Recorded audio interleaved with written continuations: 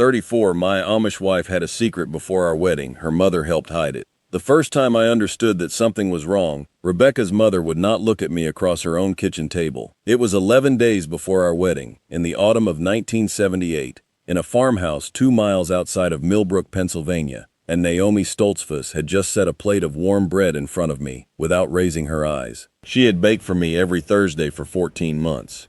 She had called me son before I had any right to the word.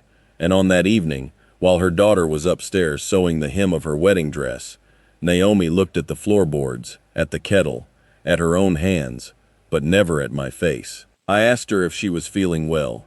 She said, "I am only tired, Joseph." And then she went outside, in the dark, without a shawl, and stood by the pump for a long time. I remember thinking she was praying. I know now she was deciding. My name is Joseph Lapp. I am 68 years old, and Rebecca has been gone for almost 12 years. And I am finally going to tell you what her mother helped her hide before we stood together in front of the church. I am going to tell you because I have spent most of my life arranging the people in this story into the wrong rooms in my head, the wronged ones, the guilty ones, the ones who deserved my anger, and only recently have I understood how badly I had it ordered. I am not telling this story to accuse anyone. I am telling it because the truth, when carried alone, becomes heavier than the thing it conceals. Rebecca and I had courted for a little over a year. In the community where I grew up, that was considered long. Our families farmed within sight of one another. Her father, Eli Stoltzfus, was a quiet man with weak lungs and a careful way of measuring words. Her mother, Naomi, was the kind of woman the district counted on, the one who arrived first at a sickbed and stayed longest at a funeral. They had 3 daughters. Rebecca was the middle one. She was 22 when we began courting, 23 when I asked her, and 23 still when our wedding date was set for the second Tuesday of November. What I loved about Rebecca was not loud. She did not laugh easily, but when she did, it was for the small, true things. A calf finding its legs, a hymn line sung off-key by a child. She listened in a way that made you believe you were finally being heard for the first time. The trouble I see now was that she listened more than she spoke. I mistook that for peace. It was not peace. It was the careful silence of someone who had already learned that certain sentences once said cannot be unsaid. The first crack in the ground beneath us appeared the Sunday after our engagement was published. We were walking back from service, and Rebecca's older sister, Mary, came up beside us on the road and would not greet me. She walked alongside her sister for almost a quarter mile without a word, and then she said, quietly, "Have you told him yet?" Rebecca said, "Mary, please." Mary turned away and crossed to the other side of the road and joined her own husband. I asked Rebecca what Mary meant. Rebecca said, "She thinks I have not told you that I burned a kettle last winter and have been ashamed of it since." She laughed when she said it. I laughed too. I believed her, because I wanted to. That was the first warning. I rationalized it before the next mile. In the weeks that followed, I noticed other small things. The way you notice a single loose stitch in a long seam. Rebecca's father would sometimes start a sentence to me and then close his mouth without finishing it. The bishop, Amos Byler, who had known me since I was a boy, asked me twice, once in October, once in early November, whether I was certain in my heart about the marriage. I told him I had never been more certain of anything. He nodded both times, but the second time he held my forearm a moment longer than was natural, the way a man holds another man before sending him into a storm. The deepest of these small warnings came from Naomi herself. One afternoon, perhaps 3 weeks before the wedding, I arrived at the Stoltzfus house earlier than expected to deliver a hinge I had repaired for Eli. The kitchen door was open. I heard Rebecca crying. I heard Naomi say, low and firm, "He does not need to know, child. He does not need to carry it." I stopped on the porch with the hinge in my hand. I considered even then walking back to my buggy and riding home. Instead, I knocked. The crying stopped. Naomi opened the door with a face so composed it could have been carved. She thanked me for the hinge. She offered me coffee. Rebecca came down 10 minutes later with her eyes washed and her hair neatly pinned, and she smiled at me as though nothing had been spoken in that kitchen at all. I told myself it was wedding nerves. I told myself every bride cries. I told myself a good husband does not pry. There is a particular cowardice that disguises itself as respect, and I wore it well that month. The wedding came. The day was clear and cold. Rebecca walked beside me in front of the congregation, and her hand, when I took it, was steady. Her mother sat in the front bench and wept, which was expected. Her father did not weep, which was also expected. Mary, her older sister, did not come at all. She had sent word that one of her children was sick. I learned later that the child had been perfectly well.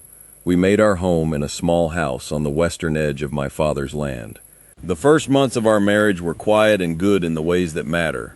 Shared meals, shared work, the small kindnesses of two people learning each other.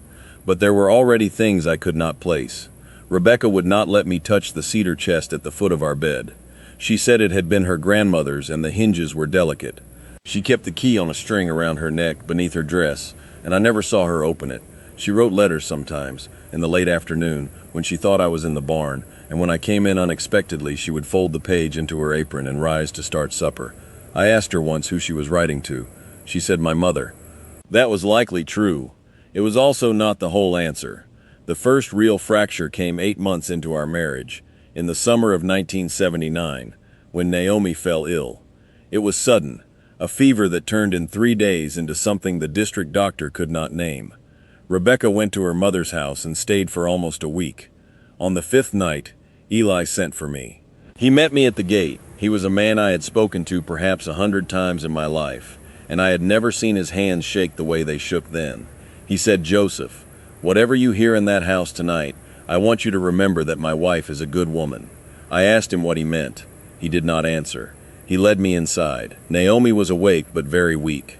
Rebecca was sitting beside the bed holding her mother's hand, and when I came in, Rebecca's face did something I had never seen before. It went pale, then composed, then pale again, like a candle that could not decide whether to stay lit. Naomi looked at me, finally looked at me, after all those months of looking past me, and she said, "Joseph, sit." I sat. She said, "There is a thing I made my daughter promise not to tell you. I am going to release her from that promise now. I should have released her before the wedding. I did not, and I have asked God to forgive me, and I am asking you to listen before you decide what kind of man you will be about it." Rebecca began to cry. Naomi held up a hand to quiet her, and then Naomi told me. Before Rebecca had ever met me, 2 years before our courtship began, she had been promised to another young man. His name was Daniel Yoder. He had been from a neighboring district. The match had been quiet, not yet published, but understood by both families. In the spring before they were to be announced, Daniel had drowned in a creek not far from his father's mill. He had been 20 years old. Rebecca had been the one who found him. She had been carrying a basket of mending to his mother. She had walked along the creek path because it was shorter, and she had seen his hat first, caught in the reeds, and then she had seen him. She had not told anyone for almost a full day. She had walked home, set the basket down, gone into the barn, and stayed there until evening. When she finally told her mother, Naomi had gone to the Yoder farm herself and brought the men back to the creek. By then it was nearly dark. The community was told that a neighbor had found Daniel. Rebecca's name was kept out of it entirely. Naomi had asked the Yoders, as a kindness to her daughter, to let the story be that way. The Yoders had agreed. Daniel was buried. The district mourned, and Rebecca, who had not eaten for 4 days and had not spoken for almost 2 weeks, was sent to stay with an aunt in Ohio for the better part of a year. That was the secret. That was what her mother helped her hide before our wedding. Not a child. Not another man living somewhere with a claim on her. Not a sin in the way the district would have named one. A grief. A grief so large that Rebecca had been afraid no man would marry a woman who had carried it, and a mother so frightened of losing her daughter to that grief that she had agreed to bury the story along with the boy. I sat in that bedroom for a long time without speaking. Naomi watched me. Rebecca would not look up. Finally, I asked the only question I could form. I asked Rebecca, "Did you love him?" She said, "I was going to marry him." I did not know yet what loving him would have meant.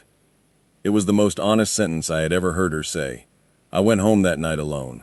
I sat at our kitchen table until the lamp burned low. I want to tell you that I was angry only at the deception, but that would not be true. I was angry at Rebecca for not trusting me. I was angry at Naomi for choosing for both of us. I was angry at Eli for knowing and saying nothing. I was angry at the bishop, who I had come to believe must also have known, for holding my arm that day and letting me walk forward anyway. And underneath all of that, I was angry at myself, because I had seen the loose stitches and chosen not to pull on any of them. Naomi recovered slowly. Rebecca came home after 2 more weeks. The first night she was back, she stood in our kitchen with her hands folded in front of her like a child waiting to be punished, and she said, "Joseph, if you want me to go back to my father's house, I will go." I told her no. I told her we would learn how to be married now, properly, for the first time. I meant it. I also did not yet know how to do it. This is the place where my understanding of who had betrayed whom began to shift, and where I want to be careful to tell it the way it actually happened, not the way it would be cleanest to tell. For the first several years I held my anger mostly at Naomi. She had been the architect, I thought. She had silenced her daughter. She had sat at my table for a year while knowing. When Naomi recovered her health, I was civil to her, but I was not warm. She felt it. She did not protest. She accepted the cooler air between us, the way a person accepts weather. Rebecca noticed and grieved it, but she did not ask me to change. Then, in the winter of 1983, my own father died. He had a stroke in the field and was gone before I reached him. Going through his desk afterward, I found a letter, sealed, addressed to me in his hand, dated the week before my wedding. He had written it and not sent it. In the letter, he told me that the bishop had come to him before the wedding and asked him, as my father, whether he believed I was the kind of young man who could love a woman who had already suffered greatly. My father had written that he had said yes. He had written that he had then asked the bishop what suffering he meant, and the bishop had said only, "It is not mine to tell, Caleb. But she has carried it well, and her mother has carried it with her." My father had written that he had decided not to tell me, because he had trusted the bishop, and because he had watched Rebecca with me for a year, and had seen that she was good, and because, these were his exact words, "A man who is told the shape of a wound before he is told the shape of the person carrying it will sometimes never see past the wound." I sat with that letter for a long time. My father had known, not the details, but enough. And he had chosen, as Naomi had chosen, as the bishop had chosen, as Eli had chosen, to let me come to Rebecca without the weight of her grief preceding her. They had not done it to deceive me. They had done it because, in their separate ways, each of them had believed that Rebecca deserved to be met as herself first, and as a survivor of something terrible second. I am not telling you this to say they were right. They were not entirely right. Rebecca deserved to choose for herself what I would know and when. And the truth is that her mother took some of that choice from her, and the bishop took some of it from both of us, and my father took a smaller piece too. But I had spent 5 years sharpening my anger into a single shape pointed at Naomi, and the letter from my father blunted it. The betrayal had not been one woman's plan. It had been a quiet agreement among frightened people who loved a young woman more than they trusted a young man they did not yet know. The deepest cut came 2 years later, and it came from the person I had not suspected at all. It came from Rebecca. We had been married almost 7 years. We had a son, Caleb, named for my father. One evening, Rebecca asked me to walk with her down to the lower pasture. She had something to tell me, she said, and she wanted to say it where no walls could hold it. We stood by the fence in the early dark, and she told me that her mother had not been the one who first decided to hide the engagement to Daniel. She had. Rebecca had been the one. The day after she found Daniel in the creek, before her mother had even understood what had happened, Rebecca had gone to the Yoder family and asked them, as a kindness, to keep her name out of it. She had not wanted to be the girl in the story. She had not wanted, she said, to spend the rest of her life being looked at across church benches as the one who pulled Daniel from the reeds. Her mother had only inherited a silence Rebecca had already begun. I asked her why she was telling me now. She said, "Because you have been cold to my mother for 7 years for a thing I asked her to do, and I have let you, because I was a coward, and because it was easier to let her carry your anger than to carry it myself. I am sorry, Joseph. I am sorry to her. I am sorry to you. I want to tell you I forgave her cleanly. That night, by the fence, I did not. I forgave her slowly, the way a field thaws, in patches, with cold spots that lingered for months. But I went the next morning to Naomi's house. I sat at her kitchen table. I told her I had been wrong about her, in the specific and in the general. She did not weep. She set a plate of warm bread in front of me, and this time she looked at me across her own table, and she said, "Joseph, I have been waiting a long time to be looked at again in this house." We sat in the quiet for a while. Then she said, "Thank you for marrying my daughter. Thank you for marrying her even after." Rebecca and I had 31 more years together after that walk in the lower pasture. They were not all easy years. The grief she had buried at 20 was not gone. It had only learned to live in a smaller room inside her. There were winters when she went quiet for weeks, and I learned not to ask why. There were spring mornings when she would stand at the kitchen window watching the creek behind our house, and I would simply stand behind her without speaking. She told me once that the worst part of carrying Daniel's death alone had not been the secret itself. It had been the years of being a woman to whom nothing terrible had ever publicly happened. People had treated her gently because they thought she was fortunate. She had not known how to refuse the gentleness without explaining why she did not deserve it. Naomi lived another 19 years. I came to love her, late, the way a man comes to love a second mother, without the heat of a son's love, but with the steadier warmth of gratitude. At her funeral, I helped carry her. Rebecca stood at the grave dry-eyed, and afterwards she told me she had done all of her weeping for her mother long before the day arrived. Rebecca herself died in the spring of 2014, of an illness that took 8 months from us. Near the end, she asked me to bring her the cedar chest from the foot of our bed, the one she had never let me open, even decades into our marriage. She gave me the key. Inside there was a folded square of blue cloth, a small hymnal with a name written in the front, and a single dried wildflower pressed between 2 pieces of paper. That was all. She said, "I wanted to be the one to show you." I sat on the edge of the bed and held the hymnal for a long time. She watched me and did not apologize. She had nothing left to apologize for. I am 68 years old. I have told this story to almost no one. I am telling it now because I have spent too many years thinking that the people who hid things from me were the ones who failed me, when the truth is more ordinary and harder to hold. My wife had a secret before our wedding. Her mother helped her hide it. Her father knew. The bishop knew. My own father knew enough to write a letter and not send it. They were all frightened, in their separate ways, of what a young man with little experience of grief might do with a young woman who had more grief than she could carry alone. Some of them were wrong to choose for me. Some of them were trying, badly, to protect us both. I have learned to tell the difference, and I have learned that telling the difference is not the same as being free of the anger. The anger comes back sometimes, in small visits, the way an old neighbor comes by without warning. I let it sit at my table for a while, and then I see it to the door.